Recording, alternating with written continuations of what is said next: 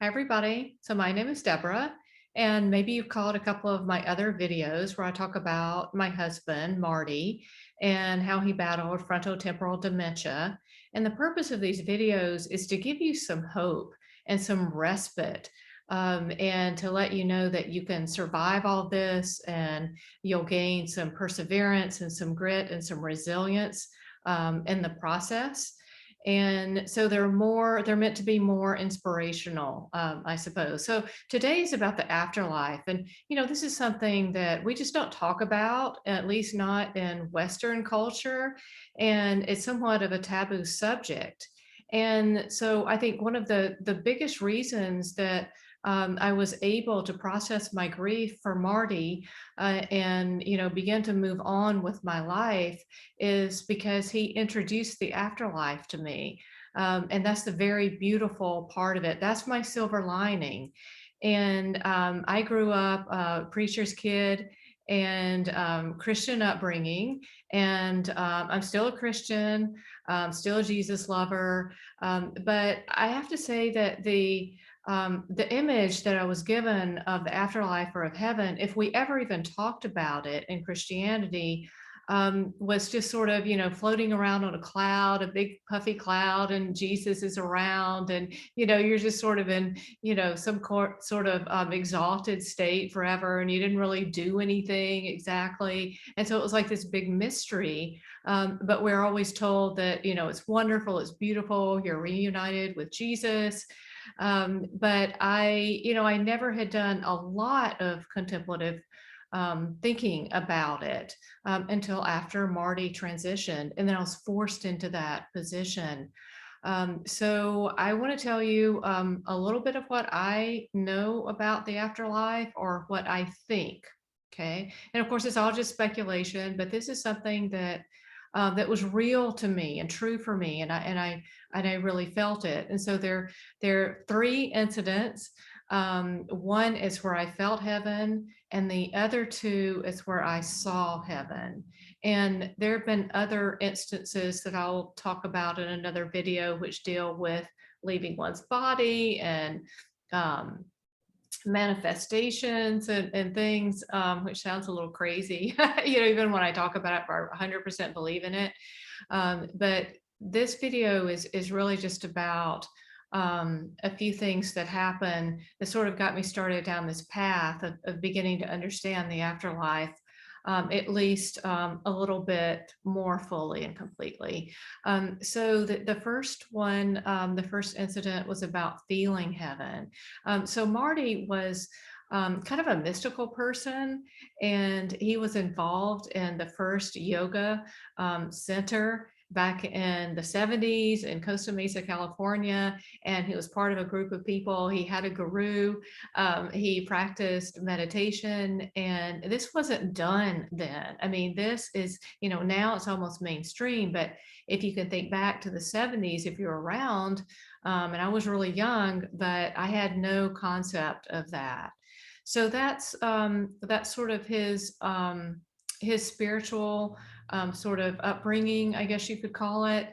And so he used to tell me that a guru or a person who is has the Holy Spirit, I guess is what we Christians would say, that you could touch a person and they would feel bliss. They would feel that serenity. And I never believed him. And I always kind of, it's a little bit embarrassing, but I used to kind of laugh about it and say, okay, you've got your belief, I've got mine.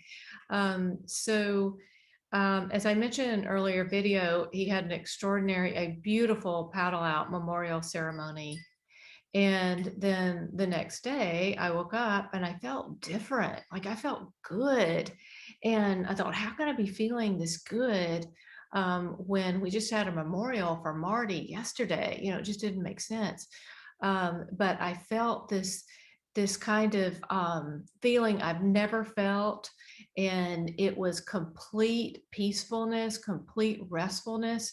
As I went on about my day, I just felt good in my own skin. I felt a little bit floaty, a little bit detached. from myself, and I certainly didn't feel like myself. And I was, out hiking and doing some things, and nothing bothered me. Nothing bothered me. It was a very different kind of feeling. And I was thinking this was going to be the feeling I was going to always have. And of course, it went away. And then I thought about it and I realized what happened.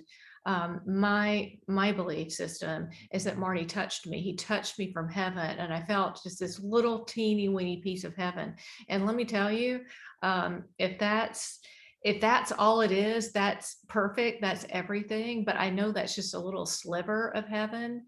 And I was, I'll never forget that feeling. It's hard to recapture it because it was just so extraordinary, and it's hard to do it with all the pressures of society. But I know I felt it, and I know what I felt, and it was like nothing I'd ever experienced before. So lesson number one to me is that heaven really is bliss, and that it really feels different than anything else, and it's so much better than even your best day on earth. And the other two incidents are about I guess seeing heaven, or sort of understanding a little bit more about what constitutes heaven. So before Marty passed, and long before he was diagnosed or he was ever ill, he and I would talk and would say, okay, whoever makes it to heaven first, then you have to tell the other, you have to come in a dream or something, and you have to visit the person who's remaining. And so I knew Marty would do this, right? I mean, he transitioned and I was sure of it. And I kept waiting and waiting, and months went by. And he passed on January 1st, 2017. And then on April 19th, which felt like forever, right? I was visited by him in a dream. I don't mean I had a dream about him. I mean, it was a visitation. And it started off where I was thinking, well, wait a minute, how can you be here? You're not alive anymore. And then, and knowing that on some level, but seeing him, and, all those feelings and emotions coming forward, and it was just his face. And then he changed. It was like he changed forms. And I sort of got this feeling like there are other dimensions, there are other, there are multi layers to heaven. And he said to me, "You're so expressive." And I had to laugh because he was the artist, he was the expressive one. So I woke up thinking, what is Marty trying to say to me? Because I felt like there was something there. So days later, about a week later, his niece Jenna had written me this beautiful poem, and it was about slowing down. And Marty had done a painting called Slow Down, and it was a painting of a street in Kauai, and it had a sign there because people from the States, go over to Hawaii, and or the mainland, and immediately we're in our crazy fast-paced world. And so the Hawaiians would put up a sign saying slow down, right? Because we'd go over there and speed around. And eventually you would. So Marty was always telling me to slow down, to enjoy life, and to live in the moment. And so Jenna also sent me this super cool bracelet, which I wore for a long time. It's so worn out now, that says slow down on it. And I cherish this. It's an amazing testament, and it's a reminder to me to slow down. And so I really believe that was a message from Marty. I do believe that in the afterlife, that God allows these things to happen, and that you can sort of speak, if you will, to people that are still on earth, to say, hey, I'm here, I'm happy, I'm in bliss. That's the main message. And then the second time he appeared in a dream was later that year, and this was very nostalgic. So another friend of Marty's had transitioned before he did, about a year, and he was there. And so in my dream there was Steve, and then there was Marty, and Steve was kind of like showing Marty around, like, this is heaven, this is what you do, you know. And so Marty was sort of behind him, and he was as handsome as ever. And he was wearing kind of a cape, I guess, for lack of a better way. And then Steve was sort of leading him around, saying, "Okay, I'm now you're going to be able to talk to Deborah. You're going to be able to see her." And so I was reunited with him, and we said, "I love you," and he held me, and it was the best, because I really felt it. I felt him there.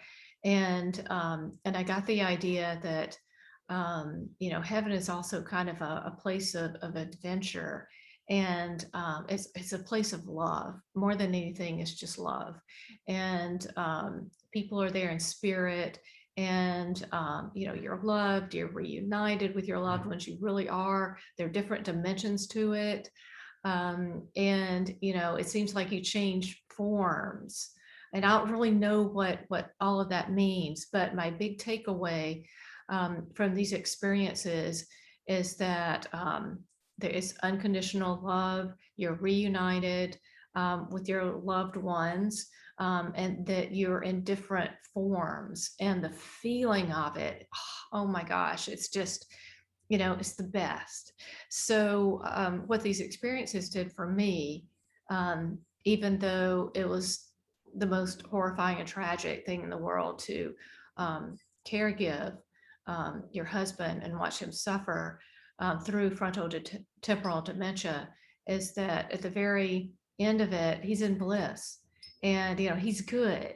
And so your loved one is going to be good. It's all going to be fine. So next time, get ready. Physical manifestations, leaving the body. Yeah, I think that actually happens too. I think that's part of the afterlife. And so love everybody. Hang in there. Hang in there. Okay. And I'll talk to you soon. Okay. Bye, everybody.